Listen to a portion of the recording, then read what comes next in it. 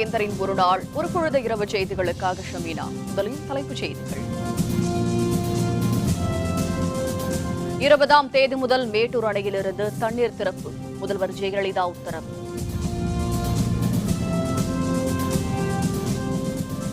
தமிழகம் முழுவதும் முழு அடைப்பு போராட்டம், மறியலில் ஈடுபட்ட ஆயிரக்கணக்கானோர் கைது.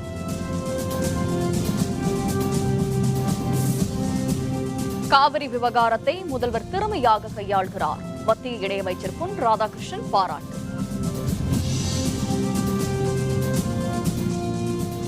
நாம் தமிழர் பேரணியில் தீக்குளித்த விக்னேஷ் மரணம், சொந்த ஊரில் நாளை உடலடக்கம்.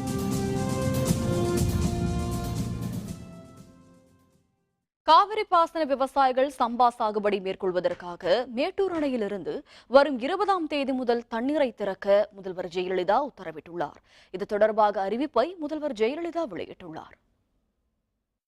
காவிரி மேலாண்மை வாரியம் மற்றும் காவிரி நதிநீர் முறைப்படுத்தும் குழு அமைக்க வேண்டும் என தமிழக அரசு சார்பில் உச்சநீதிமன்றத்தில் தாக்கல் செய்யப்பட்டுள்ள மனுக்கள் நிலுவையில் இருப்பதாக தெரிவித்துள்ள முதல்வர் ஜெயலலிதா, காவிரி நடுவர் மன்ற இறுதி ஆணையில் குறிப்பிட்டுள்ள அளவுகளின்படி தமிழகத்திற்கு தண்ணீர் திறக்க உத்தரவிடக் கோரி தமிழக அரசு சார்பில் இடைக்கால மனு தாக்கல் செய்யப்பட்டதாக தெரிவித்துள்ளார். இதை விசாரித்த நீதிமன்றம் வரும் 20ஆம் தேதி வரை தண்ணீர் திறக்க கர்நாடகத்திற்கு உத்தரவிட்டுள்ளதாக குறிப்பிட்டுள்ள ஜெயலலிதா, இதன் அடிப்படையில் 8.92 TMC தண்ணீர் வரப்பெற்றுள்ளதாக கூறியுள்ளார். தமிழகத்திற்கு உரிய நீரை கர்நாடகம் வழங்க காவிரி மேற்பார்வை குழு உத்தரவிடும் என்பதன் அடிப்படையிலும், இந்த ஆண்டு வடகிழக்கு பருவமழை இயல்பானதாக இருக்கும் என்ற அடிப்படையிலும் விவசாயிகள் சம்பா சாகுபடி மேற்கொள்ள வசதியாக வரும் 20ஆம் தேதி முதல் மேட்டூர் அணையிலிருந்து தண்ணீர் திறந்துவிட ஆணையிட்டுள்ளதாக முதல்வர் ஜெயலலிதா தெரிவித்துள்ளார். கர்நாடகத்தில் தமிழர்கள் தாக்கப்படுவதை கண்டித்தும் காவிரியிலிருந்து தமிழகத்திற்கு உரிய தண்ணீரை வழங்க வலியுறுத்தியும் தமிழகம் முழுவதும் முழு அடைப்பு போராட்டம் இன்று நடைபெற்றது. இதில் பங்கேற்ற ஆயிரக்கணக்கானோர் கைது செய்யப்பட்டு பின்னர் மாலையில் விடுதலை செய்யப்பட்டனர். விவசாய சங்கங்கள் மற்றும் வணிகர்கள் சங்கங்கள் சார்பில் தமிழகம் முழுவதும் இன்று முழு அடைப்பு போராட்டம் நடத்தப்படும் என ஏற்கனவே அறிவிக்கப்பட்டிருந்தது. முழு அடைப்பு போராட்டத்திற்கு திமுக, தேமுதிக, மதிமுக, இந்திய ஜனநாயக கட்சி, கம்யூனிஸ்ட், தமாக, விடுதலை சிறுத்தைகள் உள்ளிட்ட கட்சிகள் ஆதரவு தெரிவித்திருந்தன. இதனையடுத்து தமிழகம் முழுவதும் 1 லட்சத்திற்கும் அதிகமான காவல்துறையினர் பாதுகாப்பு பணியில் ஈடுபடுத்தப்பட்டிருந்தனர். அரசு பேருந்துகள் பாதுகாப்புடன் இயக்கப்பட்டன. அரசு அலுவலகங்கள், வங்கிகள் வழக்கம் போல இயங்கின. முழு அடைப்பு போராட்டம் காரணமாக ஆட்டோக்கள், லாரிகள் ஓடவில்லை. பெரும்பாலான கடைகளும் வணிக நிறுவனங்களும் அடைக்கப்பட்டிருந்தன. சென்னை எழும்பூரில் ரயில் மறியல் போராட்டத்தில் ஈடுபட முயன்ற திமுக பொருளாளர் மு.க.ஸ்டாலின் உள்ளிட்ட திமுகவினர் கைது செய்யப்பட்டனர். தமிழகம் முழுவதும் இன்று நடைபெற்ற முழு அடைப்பு போராட்டத்துக்கு ஆதரவாக சென்னை எழும்பூர் ராதாகிருஷ்ணன் திடலில் இருந்து திமுக ஸ்டாலின் தலைமையில் ஆயிரக்கணக்கான திமுகவினர் மறியல் செய்வதற்காக பேரணியாக சென்னை எழும்பூர் ரயில் நிலையத்திற்கு சென்றனர். அங்கு ரயில் மறியல் போராட்டத்தில் ஈடுபட முயன்றவர்களை காவல்துறையினர் தடுத்து நிறுத்தி கைது செய்தனர். இதனைத் தொடர்ந்து இரவு 7 மணி அளவில் மு.க.ஸ்டாலின் உள்ளிட்டோர் விடுதலை செய்யப்பட்டனர். அப்பொழுது செய்தியாளர்களுடன் பேசிய மு.க.ஸ்டாலின், காவிரி பிரச்சினை தொடர்பாக தமிழக அரசு மத்திய அரசை அணுகி தீர்வு காண வேண்டும் என்றார். இன்று நடைபெற்ற போராட்டம் முழு அளவில் வெற்றி பெற்றுள்ளதாகவும் மு.க.ஸ்டாலின் தெரிவித்தார்.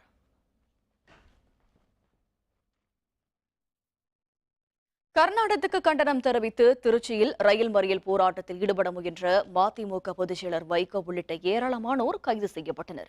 ரயில் மறியலில் ஈடுபடுவதற்காக திருச்சி ரயில் நிலையம் நோக்கி வைகோ தலைமையில் மதிமுகவினரும் விவசாயிகளும் பேரணியாக சென்றனர். ரயில் நிலையத்தை நெருங்குவதற்கு முன்பே அவர்கள் காவல்துறையால் கைது செய்யப்பட்டனர். பின்னர் செய்தியாளர்களுடன் பேசிய வைகோ, காவிரி மேலாண்மை வாரியம் உடனடியாக அமைக்க வேண்டும் என தெரிவித்தார். உச்சநீதிமன்றம் அமைத்த நடுவர் மன்றத்தின் இறுதி தீர்ப்புப்படி இதுவரை 64 TMC தண்ணீர் திறந்துவிடப்பட வேண்டும். வெறும் 13 TMC தண்ணீர் தான் திறந்துவிடப்பட்டிருக்கின்றது. உடனே காவிரி மேலாண்மை வாரியத்தை அமைத்திடு, ஒழுங்குமுறை குழுவை அமைத்திடு, கர்நாடகத்துக்கு எச்சரிக்கை செய். இல்லையே இதுதான் நடக்கும் என்றால் இந்தியா ஒன்றாக இருக்காது. சென்னை அண்ணா சாலையில் கனிமொழி MP தலைமையில் திமுக மகளிர் அணியினர் மறியல் போராட்டத்தில் ஈடுபட்டனர். ஆர்ப்பாட்டத்தின் பொழுது கர்நாடக அரசிற்கும் எதிராக அவர்கள் முழக்கங்களை எழுப்பினர். மறியல் போராட்டத்தின் பொழுது பேசிய கனிமொழி, காவிரி பிரச்சனையில் மத்திய அரசு முன்பே தலையிட்டு இருக்க வேண்டும் என தெரிவித்தார்.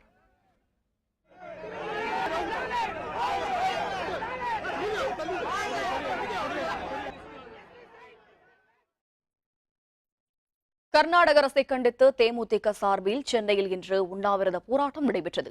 முழு அடைப்புக்கு ஆதரவு தெரிவித்து தேமுதிக சார்பில் கோயம்பேட்டில் உள்ள கட்சி அலுவலகத்தில் பிரேமலதா விஜயகாந்த் தலைமையில் உண்ணாவிரதம் நடைபெற்றது. உண்ணாவிரதத்தில் கட்சி நிர்வாகிகள், தொண்டர்கள் பங்கேற்றனர். உடல்நிலை சரியில்லாத காரணத்தால் தேமுதிக தலைவர் விஜயகாந்த் உண்ணாவிரதத்தில் பங்கேற்கவில்லை. உண்ணாவிரதத்தில் பேசிய பிரேமலதா விஜயகாந்த், நதிகள் இணைக்கப்பட்டால்தான் நதிநீர் பிரச்சினைக்கு தீர்வு கிடைக்கும் என்றார். காவேரி என்பது இயற்கை அன்னை நமக்கு கொடுத்த மிகப்பெரிய வரப்பிரசாதம். இதை தடுக்கிறதுக்கு இங்க யாருக்கும் எந்த உரிமையுமே இல்லை.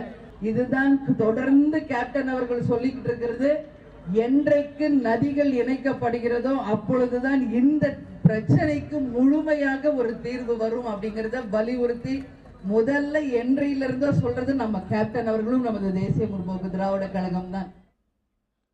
கர்நாடகத்தில் தமிழர்கள் தாக்கப்படுவதை கண்டித்து சாலை மறியலில் ஈடுபட்ட வணிகர் சங்க பேரமைப்பினரை காவல்துறையினர் கைது செய்தனர்.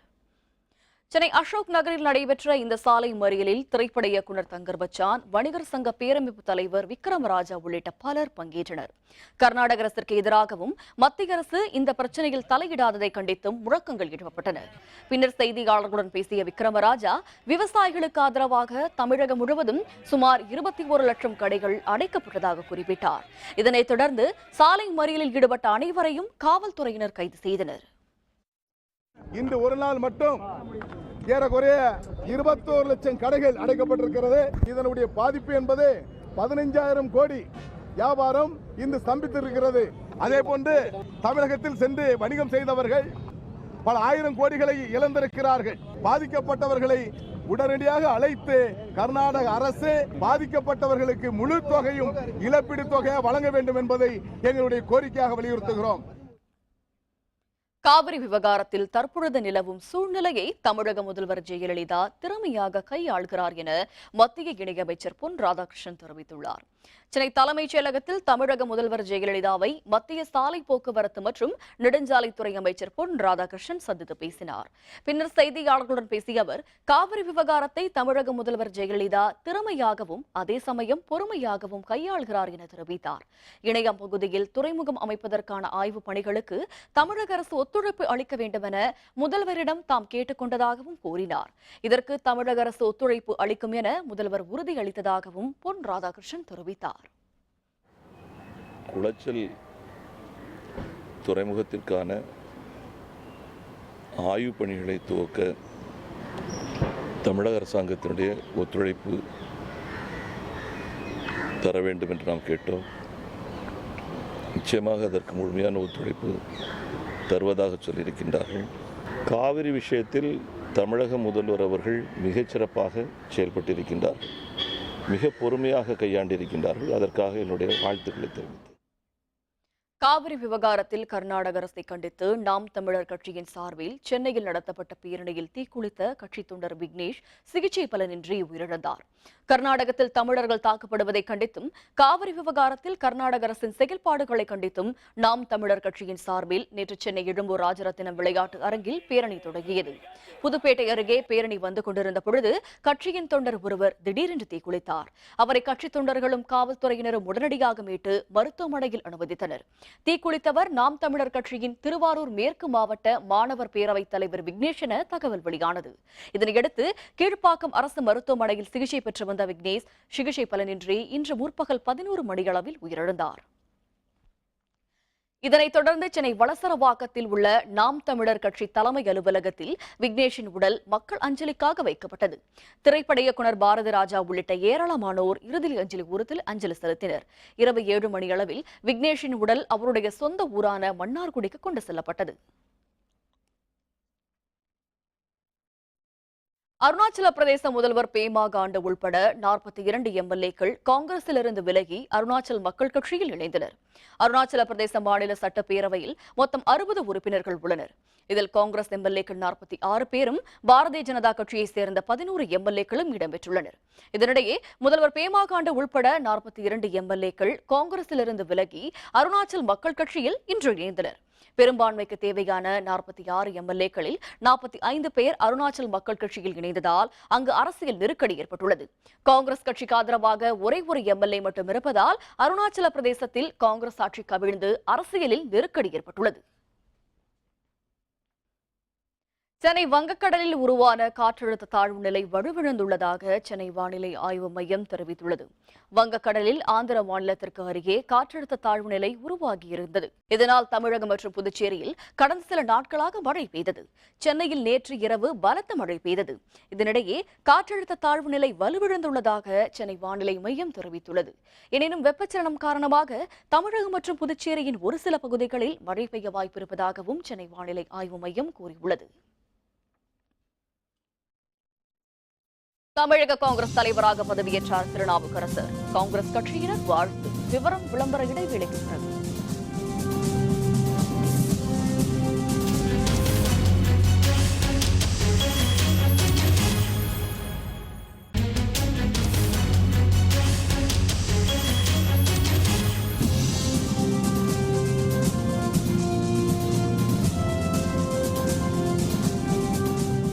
செய்திகள் தொடர்கின்றன.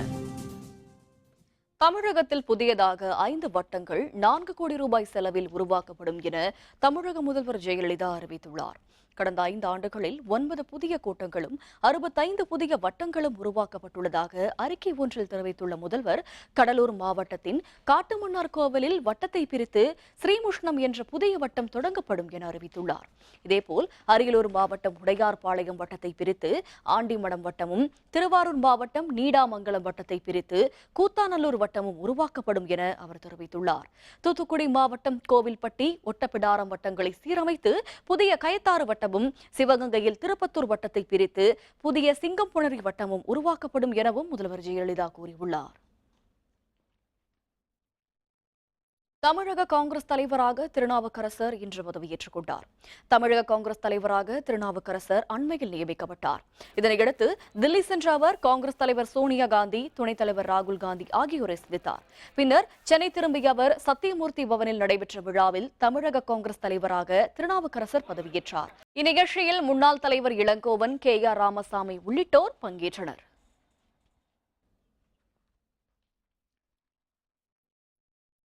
சென்னை காட்டாங்குளத்தூர் SRM பல்கலைக்கழக நிர்வாகம் யாரையும் மிரட்டி எந்த நிலத்தையும் வாங்கவில்லை என்று பொத்தேரி கிராம மக்கள் தெரிவித்தனர். SRM பல்கலைக்கழக வளாகத்தில் நிலங்கள் மிரட்டி வாங்கப்பட்டதாகவும் அபகரிக்கப்பட்டதாகவும் ஒரு சில ஊடகங்களில் அவதூறான செய்திகள் தொடர்ந்து ஒளிபரப்பப்பட்டு வருகின்றன. ஒரு சில அரசியல் கட்சியினரும் SRM கல்வி நிறுவனத்திற்கு எதிராக இதுபோன்ற குற்றச்சாட்டுகளை கூறி வருகின்றனர். குறிப்பாக SRM பல்கலைக்கழக வளாகத்தில் கட்டிடம் கட்டுவதற்காக பொத்தேரி கிராம மக்களை மிரட்டி நிலத்தை வாங்கியதாகவும் பொய்யான குற்றச்சாட்டுகள் கூறப்படுகின்றன. இந்த செய்திகளில் எல்லாம் உண்மை இருக்கிறதா என பல்கலைக்கழகத்தின் அருகே உள்ள பொத்தேரி கிராம மக்களிடம் இது பற்றி விசாரித்தோம். SRM பல்கலைக்கழகத்திற்கு கட்டிடம் கட்ட தேவையான நிலங்களை நிர்வாகம் வாங்க முயன்ற பொழுது தேவைப்பட்டவர்கள்தான் நிலங்களை விற்றனர். கஷ்டப்பட்டுக் கொண்டிருந்த நிலையில் நல்ல விலை கிடைத்ததை தொடர்ந்தே ஒவ்வொருவரும் நிலத்தை விற்றனர் என்று அவர்கள் தெரிவித்தனர். நிலத்தை விற்றவர்கள் அப்பொழுது நிலத்தின் மதிப்பு என்னவோ அதற்கான தொகையை பெற்றுக் கொண்டனர் என்றும், மேலும் யாரையும் மிரட்டி SRM நிர்வாகத்தினர் நிலத்தை வாங்கவில்லை என்றும் கிழக்கு பொத்தேரியை பூர்வீகமாக கொண்ட பவானி என்பவர் நமது செய்தியாளர்களுடன் பேசிய பொழுது தெரிவித்தார். 94 எங்கள் இடம் கொடுக்க போனோம். அது மூலிமா எங்களுக்கு ஓனர் பழக்கம். இங்கே எங்கள் ஊரில் கிராமத்தில் வந்து கொஞ்சம் கொஞ்சம் இருக்கிற இடத்தெல்லாம் இட்டுன்னு போய் ஒன்று ஒன்றா விற்று கொடுத்தோம். அன்றைக்கி என்ன ரேட்டு அது ரேட்டு பிரகாரம் நாங்கள் விற்று கொடுத்தோம். நான் தான் இட்டுன்னு போய் ஓனர்கிட்ட காமிச்சு விற்று கொடுத்தேன், வாங்கிக்கினாங்க. மேப்டிக்கெட்லாம் வாங்கலைப்பா, அவங்கவுங்க சொத்து அவங்கவுங்க டாக்குமெண்ட் பேப்பர் எடுத்து போய் அவங்கவுங்களே கொடுத்து வாங்கிக்கினாங்க. அதுதான் உண்மை. அப்புறம் கொஞ்சம் பேர் என் கூட வருவாங்க, நானே இட்டுன்னு போய் வாங்கி கொடுத்துக்கிறேன். இப்பொழுதும் கூட தேவைப்படும் பொழுதெல்லாம் தேவையான உதவிகளை டாக்டர் பாரிவேந்தரும் SRM பல்கலைக்கழகமும் செய்து தருகின்றனர் என்றும் பவானி குறிப்பிட்டார். ஏதாவதுன்னா பசங்களுக்கு பிள்ளைங்களாம் அட்டெண்ட் வேலை செய்துங்க, வயசானவங்களாம் ஆயா வேலை செய்கிறாங்க. அப்புறம் வந்து பிள்ளைங்களுக்கு ஃப்ரீ சீட்டு கேட்டால் தருவாருங்க, வேலை விற்றவங்களுக்கு. ஹாஸ்பிட்டல் ட்ரீட்மெண்ட்டு கூட ஹெல்ப் பண்ணுவார், உதவி பண்ணுவார். SRM பல்கலைக்கழகத்துக்கான நிலத்தை விற்பனை செய்த குடும்பத்தினருக்கு வீட்டில் ஒருவருக்கு கல்லூரியில் வேலை வாய்ப்பு கொடுத்ததுடன் இன்றைக்கும் கல்வி மற்றும் மருத்துவ உதவியை டாக்டர் பாரிவேந்தர் செய்து கொடுப்பதாக பொத்தேரி கிராம மக்கள் தெரிவித்தனர். எங்கள் அப்பா வந்து நான் சின்ன வயசாக இருக்கும்போது இங்கே வந்து SRM யூனிவர்சிட்டி வர்றதுனால எங்கள் அப்பா வந்து எங்களுக்கு வந்து ரொம்ப கஷ்டமாக இருந்தது. கூலி வேலை செஞ்சுட்டு இருந்தார். அந்த நிலத்தை விற்று எங்களை படிக்க வச்சார். அப்படி இருந்தும் எங்களால் 12ஆம் வகுப்பு வரையும் தான் படிக்க முடிஞ்சுது. அதுக்கப்புறம் வந்து நான் இன்ஜினியரிங் படிக்கணும்னு ஆசைப்பட்டேன். ஆனால் எங்கள் அப்பாவால் படிக்க வைக்க முடியல. எங்கள் அப்பா என்ன பண்ணாருன்னா பாரிவேந்தர் ஐயா கிட்ட போயிட்டு இந்த மாதிரி படிக்கணும்னு ஆசைப்பட்றான், நாங்கள் வந்து இங்கே நிலத்தை விற்றுருக்கோம், அதனால் வந்து நாங்கள் வந்து படிக்க வைங்க, கொஞ்சம் ஹெல்ப் பண்ணுங்க அப்படின்னு சொல்லிட்டு கேட்டார். அவரும் வந்து நீ என்னப்பா படிக்க போகிறேன்னு கேட்டார். நான் இன்ஜினியரிங் படிக்க போகிறேன் ஐயா அப்படின்னு சொன்னேன். அதுக்கப்புறம் அவர் வந்து சரியா நீ 4 வருஷமா இலவசமாக படி இந்த மாதிரின்னு சொல்லிட்டு வெரிஃபை பண்ணிவிட்டு எங்களுக்கு கொடுத்துட்டாங்க. கர்நாடகத்தில் தமிழர்கள் தாக்கப்படுவதை கண்டித்தும் காவிரியிலிருந்து தமிழகத்திற்கு உரிய தண்ணீரை வழங்க வலியுறுத்தியும் தமிழகம் முழுவதும் முழு அடைப்பு போராட்டம் இன்று நடைபெற்றது. இதில் பங்கேற்ற ஆயிரக்கணக்கானோர் கைது செய்யப்பட்டு மாலையில் விடுதலை செய்யப்பட்டனர்.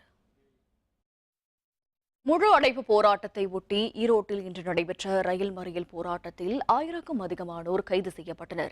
திமுக மாநில துணைச் செயலர் சுப்புலட்சுமி ஜெகதீஷன் தலைமையில் திமுக, காங்கிரஸ் மற்றும் கூட்டணி கட்சியினர் ஈரோடு ரயில் நிலையத்தில் முற்றுகையிட ஊர்வலமாக செல்ல முயன்றனர். இவர்களை தடுத்து நிறுத்திய காவல்துறையினர் 1000க்கும் அதிகமானோரை கைது செய்தனர். சேலம் சந்திப்பு நிலையத்தில் மறியல் செய்ய முயன்ற திமுக தமிழக வாழ்வுரிமை கட்சி, விடுதலை சிறுத்தைகள், இந்திய ஜனநாயக வாலிபர் சங்கம், விவசாய சங்கங்கள் உள்ளிட்ட பல்வேறு அமைப்புகளைச் சேர்ந்த 600க்கும் மேற்பட்டோர் கைது செய்யப்பட்டனர். இங்கு அமைக்கப்பட்டிருந்த தடுப்புகளை தாண்டி ரயில் நிலையத்திற்குள் போராட்டக் குழுவினர் செல்ல முயன்றதால் தள்ளுமுள்ளி ஏற்பட்டது. திமுக எம்எல்ஏ ராஜேந்திரன், விவசாயிகள் சங்க கூட்டியக்கத்தின் கோபாலகிருஷ்ணன் உட்பட அனைவரும் கைது செய்யப்பட்டனர். மேலும் மேட்டூர், ஓமலூர், ஆத்தூர் உள்ளிட்ட பல்வேறு இடங்களில் கடைகள் அடைக்கப்பட்டன. போராட்டம் காரணமாக சேலத்தில் நடைபெறவிருந்த விவசாயிகள் குறைதீர் கூட்டத்தை மாவட்ட நிர்வாகம் ஒத்திவைத்தது. நெல்லை மாவட்டம் தென்காசியில் கர்நாடக அரசை கண்டித்து கடையடைப்பு போராட்டம் நடைபெற்றது. நெல்லை மாவட்டம் தென்காசி, செங்கோட்டை சுற்றுவட்டார பகுதிகளில் முழு அடைப்பு போராட்டம் நடைபெற்றது. கேரளத்திலிருந்து தமிழகத்திற்கு வரும் பேருந்துகள் தமிழக கேரள எல்லையான கோட்டை வாசல் வரை இயக்கப்பட்டன. நகரின் பெரும்பாலான பகுதிகளில் கடைகள் அடைக்கப்பட்டதால் வெறிச்சோடி காணப்பட்டன. மக்களின் இயல்பு வாழ்க்கை பாதிக்கப்பட்டது. ஈரோடு மாவட்டம் கோபிச்செட்டிப்பாளையத்தில் பேருந்து நிலையம் அருகே கர்நாடகத்தை கண்டித்து ஆர்ப்பாட்டம் நடத்தப்பட்டது. இந்த ஆர்ப்பாட்டத்தில் தமிழ்நாடு வணிகர் சங்கங்களின் பேரவையும் கொங்கு நாடு மக்கள் தேசிய கட்சியும் ஈடுபட்டன. ஆர்ப்பாட்டத்தின் பொழுது கர்நாடகத்துக்கு மத்திய அரசுக்கும் எதிராக முழக்கங்கள் எழுப்பப்பட்டன. தூத்துக்குடியில் போராட்டத்திற்கு ஆதரவு தெரிவித்து நாட்டுப்படகு மீனவர்கள் மீன்பிடிக்க செல்லவில்லை. தூத்துக்குடியில் மாநகர் பகுதியில் உள்ள அனைத்து கடைகளும் வர்த்தக நிறுவனங்களும் மூடப்பட்டிருந்தன. போராட்டத்திற்கு ஆதரவு தெரிவிக்கும் வகையில் தூத்துக்குடி திரேஸ்புரம் பகுதியைச் சேர்ந்த 1000 நாட்டுப்படகுகளும் 10,000 மீனவர்களும் மீன்பிடிக்க செல்லாமல் போராட்டத்தில் ஈடுபட்டனர். கோவில்பட்டி, விளாத்திக்குளம், திருச்செந்தூர், ஏரல் உள்ளிட்ட பகுதிகளிலும் கடைகள் முழுவதுமாக அடைக்கப்பட்டிருந்தன. நீலகிரி மாவட்டத்தில் உதகை, குன்னூர், கூடலூர், பந்தலூர் உள்பட அனைத்து பகுதிகளிலும் உள்ள வணிக நிறுவனங்கள், தனியார் நிறுவனங்கள் அனைத்தும் மூடப்பட்டிருந்தன. சிற்றுந்துகள், ஆட்டோக்கள் எதுவும் இயங்கவில்லை. முக்கிய தினசரி சந்தைகள் அனைத்தும் மூடப்பட்டிருந்தன. நகர் பகுதிகள் அனைத்தும் மக்கள் நடமாட்டமின்றி வெறிச்சோடி காணப்பட்டன. காஞ்சிபுரம் மாவட்டத்தில் கர்நாடக அரசை கண்டித்து பல்வேறு கட்சியினர் சாலை மறியலில் ஈடுபட்டனர். காஞ்சிபுரம் புதிய ரயில் நிலையத்தில் சட்டமன்ற உறுப்பினர் எழிலரசன் தலைமையில் ஏராளமானோர் சென்னை கடற்கரை ரயிலை மறித்து ஆர்ப்பாட்டத்தில் ஈடுபட்டனர். இதனால் அந்த ரயில் 30 நிமிடம் தாமதமாக புறப்பட்டு சென்றது. சுங்கத்துறை அலுவலகத்தை தமிழக வாழ்வுரிமை கட்சியைச் சேர்ந்த ஏராளமானோர் முற்றுகையிட்டு ஆர்ப்பாட்டத்தில் ஈடுபட்டனர். தேனி மாவட்டத்தில் கர்நாடக அரசை கண்டித்து 7 விவசாய சங்க தொழிலாளிகள் வேலைநிறுத்த போராட்டத்தில் ஈடுபட்டனர். தேனி மாவட்டத்தில் 80% வர்த்தக நிறுவனங்கள் மற்றும் கடைகள் அடைக்கப்பட்டிருந்தன. முக்கிய பகுதிகளில் காவல்துறையினர் பாதுகாப்பு பணியில் ஈடுபட்டனர். பேருந்து, ஆட்டோ, சரக்கு வாகனங்கள் குறைந்த அளவே இயக்கப்பட்டன. பெரம்பலூரில் அனைத்து வணிகர்கள் சங்கத்தின் சார்பில் கடைகள் அடைக்கப்பட்டிருந்தன. பெரம்பலூர் மாவட்டத்தில் குன்னம், ஆலத்தூர் உள்ளிட்ட அனைத்து ஒன்றியங்களிலும் கடைகள் அடைக்கப்பட்டிருந்தன. அரசு பேருந்துகள், தனியார் பேருந்துகள் வழக்கம் போல இயங்கின. அரசு பள்ளிகள் வழக்கம் போல செயல்பட்டன. திண்டுக்கல்லில் முழு கடையடைப்பு போராட்டத்தால் சாலைகள் முழுவதும் வெறிச்சோடி காணப்பட்டன. திண்டுக்கல் மாவட்டத்தில் திரையரங்கு, பெட்ரோல் நிறுவனங்கள், கடைகள் அடைக்கப்பட்டுள்ளன. ஒரு சில தனியார் பள்ளிகளை தவிர அனைத்து பள்ளி கல்லூரிகளும் வழக்கம் போல செயல்பட்டன. கர்நாடக அரசை கண்டித்து நாகை மாவட்டம் மயிலாடுதுறையில் விடுதலை சிறுத்தைகள் கட்சி சார்பில் ரயில் மறியல் போராட்டம் நடைபெற்றது. நாகை மாவட்டம் மயிலாடுதுறை ரயில் நிலையத்திலிருந்து செல்லும் திருச்சி எக்ஸ்பிரஸ் ரயிலை மறிக்க முயன்றனர். அப்பொழுது விடுதலை சிறுத்தை கட்சியினருக்கும் காவல்துறைக்கும் இடையே தள்ளுமுள்ளி ஏற்பட்டது. இந்த போராட்டத்தில் பங்கேற்றவர்களை காவல்துறையினர் கைது செய்தனர். திமுக தெற்கு மாநில அமைப்பாளர் சிவா தலைமையில் புதுச்சேரியில் திருப்பதி செல்லும் ரயிலை மறித்து போராட்டத்தில் ஏராளமானோர் ஈடுபட்டனர். அப்பொழுது கர்நாடகத்திற்கும் எதிராக கண்டன முழக்கங்கள் எழுப்பினர். ரயில் மறியல் போராட்டத்தில் ஈடுபட்டவர்களை காவல்துறையினர் கைது செய்தனர். இதேபோல் ரயில் மறியலில் ஈடுபட்ட விடுதலை சிறுத்தைகள் கட்சியினரும் கைது செய்யப்பட்டனர். சென்னை மவுலிவாக்கத்தில் இடிந்து விழுந்த அடுக்குமாடி கட்டிடத்துக்கு அருகில் உள்ள மற்றொரு கட்டிடம் இந்த மாத இறுதிக்குள் இடிக்கப்படும் என தமிழக அரசு தெரிவித்துள்ளது. போரூர் அருகே உள்ள மவுலிவாக்கத்தில் புதியதாக கட்டப்பட்டு வந்த அடுக்குமாடி கட்டிடம் இடிந்து விழுந்ததில் 61 பேர் பலியானார்கள். இது தொடர்பான வழக்கு விசாரணையை சிபிஐக்கு மாற்றக் கோரி திமுக பொருளாளர் மு.க. ஸ்டாலின், சமூக ஆர்வலர் டிராபிக் ராமசாமி ஆகியோர் வழக்கு தொடர்ந்தனர். இந்த வழக்கு விசாரணையின் பொழுது மவுலிவாக்கத்தில் உள்ள மற்றொரு கட்டிடம் இந்த மாத இறுதிக்குள் இடிக்கப்படும் என தமிழக அரசு சார்பில் தெரிவிக்கப்பட்டது. கட்டடத்தை பாதுகாப்பாக இடிக்க வெடிமருந்துகள் பொருத்தப்பட்டு வருவதாகவும் தமிழக அரசு சார்பில் விளக்கம் அளிக்கப்பட்டது. இதனையடுத்து கட்டடத்தை இடித்துவிட்டு அறிக்கை தாக்கல் செய்ய உத்தரவிட்ட நீதிபதிகள் வழக்கு விசாரணையை நவம்பர் 4ஆம் தேதிக்கு ஒத்திவைத்தனர். கிழக்கு சீனாவில் கடும் சூறாவளி காற்று, குடியிருப்பு பகுதிகளில் வெள்ள நீர் சூழ்ந்தது. விவரம் விளம்பர இடைவேளைக்கு பிறகு.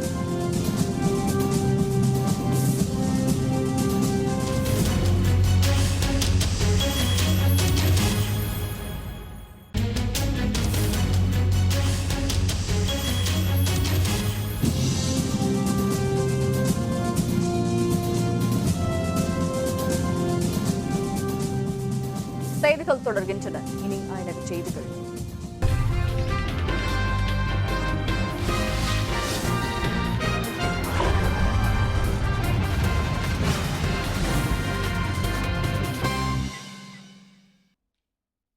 தாய்வானை தாக்கிய மெராண்டி சூறாவளியால் கிழக்கு சீனாவில் கனமழை பெய்ததை அடுத்து குடியிருப்புகளில் இருந்தவர்களை தீயணைப்பு வீரர்கள் பாதுகாப்புடன் வெளியேற்றினர். தாய்வானில் கடந்த சில நாட்களுக்கு முன்பு உருவான மெராண்டி சூறாவளி புயல் மணிக்கு 370 கிலோமீட்டர் வேகத்தில் வீசியது. இவ்வாண்டின் மிக கடுமையான புயல் என அறிவிக்கப்பட்ட சூறாவளியால் 5 லட்சத்திற்கும் அதிகமானோர் பாதிக்கப்பட்டனர். தாய்வானை தொடர்ந்து கிழக்கு சீனாவை தாக்கிய சூறாவளி காற்று மணிக்கு 230 கிலோமீட்டர் வேகத்தில் வீசியது. சூறாவளி காற்றுடன் கனமழையும் பெய்ததால் வீதிகளில் வெள்ளம் பெருக்கெடுத்தோடியது. குடியிருப்பு பகுதிகளில் வெள்ள நீர் சூழ்ந்ததால் அங்கிருந்தவர்களை தீயணைப்பு வீரர்கள் பாதுகாப்புடன் வெளியேற்றினர்.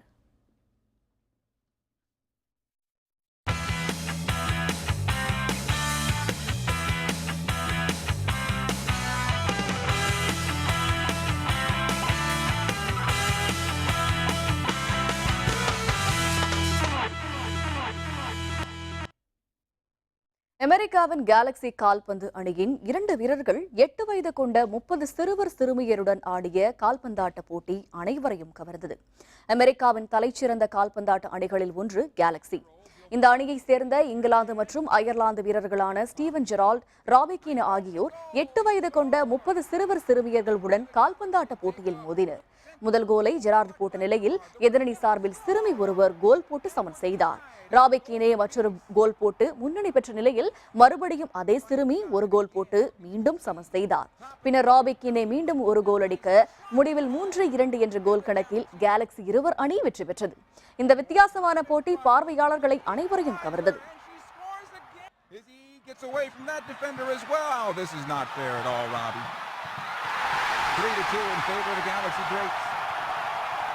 As the team of Keane and Gerard will get the win.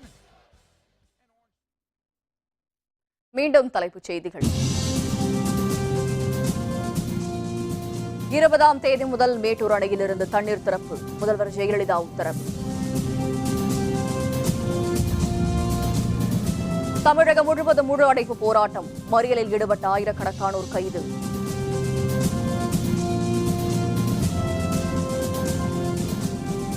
Kaveri விவகாரத்தை முதல்வர் திறமையாக கையாள்கிறார், மத்திய இணையமைச்சர் பொன் ராதாகிருஷ்ணன் பாராட்டு.